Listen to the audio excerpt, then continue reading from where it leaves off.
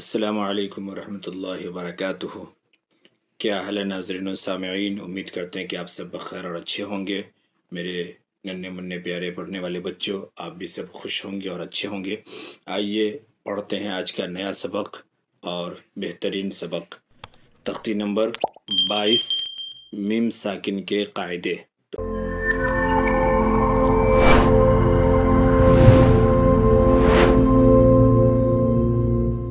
آئیے شروع کرتے ہیں اس سبق کو۔ تختی نمبر 22، میم ساکن کے قاعدے۔ اس سے پہلے آپ تنوین نون ساکن کا قاعدہ آپ نے پڑھا ہے۔ تنوین نون ساکن یہ 4 قاعدے ہیں، 4 میں سے 2 آپ نے پڑھا ہے، اخفاء اور اظہار، باقی 2 اس کے بعد آ رہا ہے۔ اس کے علاوہ آپ نے را ساکنہ کا قاعدہ پڑھ لیا ہے نا، مشق سکون پڑھ لیا، نون ساکن پڑھ لیا۔ اب یہاں پہ یہ قاعدہ ہے میم ساکن کا، کہ میم کے اوپر اگر جزم ہو تو اس کی کتنی صورتیں ہوں گی، کتنی شکلیں ہوں گی، اور اس کو کیسے کیسے پڑھیں گے۔ تو میم ساکن کے یہ قاعدے ہیں۔ میم ساکن کو پڑھنے کے 3 قاعدے ہیں، یہاں لکھے ہوئے ہیں۔ آئیے دیکھتے ہیں ایک ایک کر کے، بہت اچھی طرح سے سمجھیے اور پڑھیے، ایک ہی بار اس کو پڑھیں گے اور سمجھ میں آ جائے گا۔ تختی نمبر 22، میم ساکن کے قاعدے۔ نمبر 1، ادغام شفوی۔ ادغام شفوی یہ نام ہے، نمبر 1 کا نام ہے ادغام شفوی۔ نمبر 2، اخفاء شفوی، اور نمبر 3، اظہار شفوی۔ اخفاء اور اظہار آپ پیچھے پڑھ چکے ہیں، اس لیے یہ دونوں تھوڑا تھوڑا آپ کو سمجھ میں آ رہا ہوگا کہ اخفاء شفوی کا مطلب کیا ہوا اور اظہار شفوی کا مطلب کیا ہوا۔ باقی ابھی آگے لکھا ہے، ڈیٹیل میں بتا رہا ہوں۔ اور یہ ادغام، یہ بھی اگلا سبق آ رہا ہے، یہ آپ نے ابھی نہیں پڑھا ہے تو اس کو سمجھ لیجئے پہلے۔ ادغام شفوی کہتے ہیں کہ میم ساکن کے بعد، یعنی وہ میم جس پر جزم ہو اس کے بعد، اگر میم ساکن کے بعد میم آئے تو، بہت غور سے سمجھیے، میم ساکن کے بعد اگر پھر میم ہی آ جائے، میم آئے تو میم کو میم سے ملا کر غنہ کے ساتھ پڑھا جائے گا۔ غنہ کے ساتھ پڑھا جائے گا، اس کو ادغام شفوی کہتے ہیں۔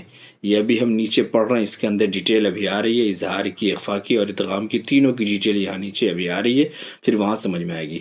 یہ نمبر 1 پہ جو ہے اس کی ڈیٹیل سب سے اخیر میں ہے، نمبر 3 میں ہے ادغام شفوی کی ڈیٹیل، یہ نیچے ہے، اس کا مشق جو پڑھیں گے ابھی ہم، دیکھتے رہیے آپ۔ ادغام شفوی قاعدہ سمجھیے، میم ساکن کے بعد میم آئے تو ایک پہلے والے میم کو دوسرے والے میم سے ملا کر غنہ کے ساتھ پڑھا جائے گا۔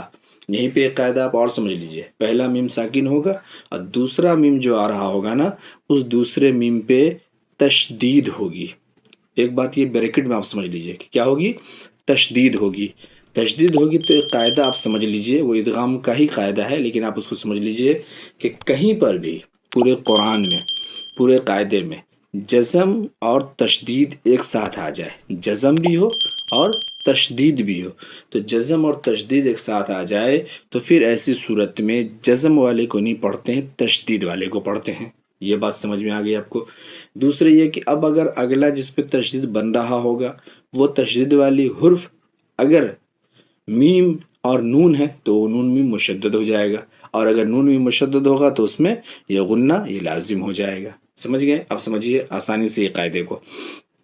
ادغام شفوی، میم ساکن کے بعد میم آئے تو میم کو میم سے ملا کر غنہ کے ساتھ پڑھا جائے گا۔ نمبر 2، اخفاء شفوی۔ اخفاء شفوی کیا ہے؟ اخفاء، میم ساکن کے بعد اگر با آئے تو غنہ کے ساتھ اخفاء ہوگا۔ میم ساکن ہو، جزم والی میم ہو، اور اس کے بعد با آ جائے، صرف ایک قاعدہ یاد رکھے گا، ادغام میں میم کے بعد میم آ جائے اور اخفاء میں میم کے بعد با آ جائے، بہت آسانی سے سمجھیے۔ اور نمبر 3 میں بتا رہے اظہار شفوی، کہ میم ساکن کے بعد ایک دم آسان، پہلا والا دونوں کو چھاڑ دینا، پہلے والے دونوں کو الگ کر دیے، پہلے کیا تھا میم اور پھر با، تو ان دونوں کو الگ کر دینا ہے اس میں، کہ اظہار شفوی، میم ساکن کے بعد با اور میم کے علاوہ، با اور میم کے علاوہ یعنی با اور میم کو چھوڑ کر کوئی اور حرف آئے، خاص طور سے بالخصوص واو یا فا آئے تو میم کو ظاہر کر کے پڑھنا چاہیے. میم کو ظاہر کریں گے. اظہار کا معنی ظاہر کرنا، جو تنوین ساکن نے پڑھا تھا. اخفا کا معنی ناک میں آواز چھپانا. تو اگر میم ساکن کے بعد با آئے تو نون کو میم ساکن کے بعد با آئے تو غنہ کے ساتھ اخفا ہوگا، اور میم ساکن کے بعد میم آئے تو غنہ کے ساتھ پڑھا جائے گا. لیکن اگر میم ساکن با اور میم کے علاوہ آئے، خاص طور سے واو اور فا آئے، تو میم کو پھر ظاہر کر کے صاف صاف پڑھیں گے. جیسے اردو میں ہم تم کی میم کو صاف صاف بولتے ہیں. یہ یہاں تک کا قاعدہ ہو گیا. بہت آسانی سے اس کو دیکھیے، سنیے، سمجھیے اور اس کو یاد کر لیجئے. آئیے اب آگے کا اس کا مشق پڑھتے ہیں سب کو.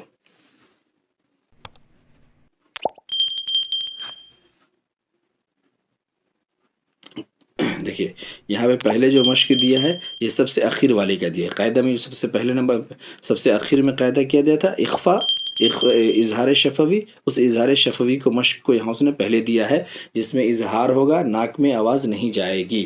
اور وہ کیا؟ با اور میم کے علاوہ کوئی حرف آئے تو. اب دیکھیے اظہار شفوی، ہم فیہا، ہم فیہا. اب دیکھیے میم ساکن کے بعد با اور میم کے علاوہ کوئی حرف ہے، کیا ہے؟ خاص طور سے کہا تھا فا. دیکھیے یہاں پہ فا آ رہا ہے، اس لیے یہاں پہ ناک میں آواز نہیں جائے گی. ہم فیہا، میم کو صاف صاف. لکم دینکم، لکم دینکم. کم میم ساکن کے بعد دال ہے، اس لیے یہاں بھی میم کا اظہار. لکم دینکم. لم یلبسو، لم یلبسو. میم ساکن کے بعد یا ہے، با اور میم کے علاوہ، یہاں بھی میم کا اظہار. لم یلبسو. یہ 3 نمبر قاعدے کی بات چل رہی ہے. اس کے بعد دیکھیے آگے، ام لم تنذرہم، ام لم تنذرہم. میم ساکن کے بعد با اور میم کے علاوہ لام ہے، یہاں بھی میم ساکن کا اظہار. یہاں بھی میم ساکن کے بعد با اور میم کے علاوہ تا ہے، یہاں بھی میم ساکن کا اظہار. یہاں میں نون میں اخفا کر رہا ہوں کیونکہ یہ نون ساکن ہے، آگے حرف اخفا ہے، اس وجہ سے. ام لم تنذرہم لہم اجر، لہم اجر. میم ساکن کے بعد با اور میم کے علاوہ حمزہ ہے، اس لیے یہاں بھی میم ساکن کا اظہار. لہم اجر. یہ اخفاء اظہار شفوی ہے، قاعدہ نمبر 3 کا. با اور میم، با اور میم کے علاوہ دوسرا حرف آ رہا میم ساکن کے بعد، اس لیے اس کو صاف صاف پڑھ. دیکھیے ہم فیہا لکم دینکم لم یلبسوا ام لم تنذرہم لہم اجر. یہ ہو گیا ایک. اب اگلا قاعدہ دیکھ لیتے ہیں. اگلا دیکھیے اخفاء شفوی. اخفاء شفوی یہ قاعدہ نمبر 2 جو ہے یہاں، یہ قاعدہ نمبر 2 والا اخفاء شفوی وہ اس میں ہے. اخفاء شفوی، اخفاء شفوی میں کیا ہے کہ میم ساکن کے بعد با آئے تو غنہ کے ساتھ اخفا ہوگا، اخفا کے ساتھ غنہ ہوگا. تو دیکھیے اخفاء شفوی ناک میں آواز جائے گی. ان ربہم بہم، ہم بہم. اس ان میں نے یہ تو نون مشدد، یہ ہم میم ساکن کے بعد دیکھیے با ہے، اس لیے یہاں پہ غنہ کے ساتھ اخفا. ان ربہم بہم.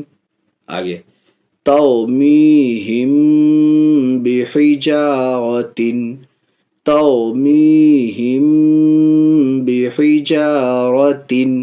ہم بحجا، میم ساکن کے بعد یہاں پہ با، یہاں دیکھیں نا میم ساکن کے بعد با، اس لیے یہاں بھی غنہ کے ساتھ اخفا. ترمیہم بحجارۃ.